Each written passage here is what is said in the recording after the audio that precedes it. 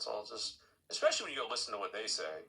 I think Woods is way more anti-Semitic than either of those two, but not by, Anyway. Yeah, but the point is that this kind of goes to like the whole then like the anti-Nazi thing he did. Mm-hmm. But what's so funny to me was Joel then was on Colette and sort of invited to give like some kind of response, and I sort of agree with some of what he was saying, where he was saying like I just saw where he wouldn't laugh.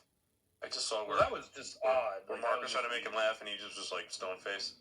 That made me laugh. I'm like, oh, this is great. That made me laugh, and I was like, this is uncomfortable. This is weirdly uncomfortable. What do you do when you have a skank like that? And he's just like, yeah, I don't even know what Mark said. I don't remember. I just remember he said skank. Then I watched like another clip of it, and I saw it going around, and people were enjoying it, and he was saying like white people are a bunch of pussies, like. Just keep going, Mike. Just keep going. It's just background fantasy. And he was. It was. Sorry. Okay. All right. Whatever.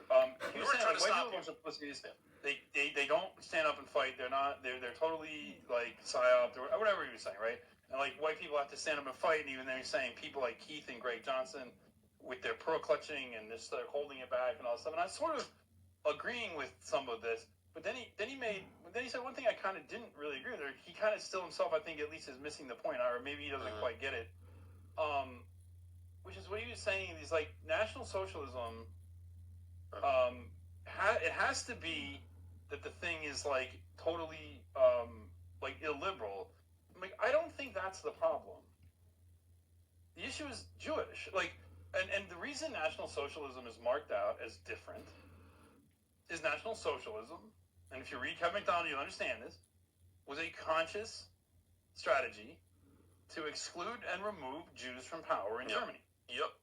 And the other trappings of it are like the trappings of it and the aesthetics, and that's all cool. I like all that stuff too.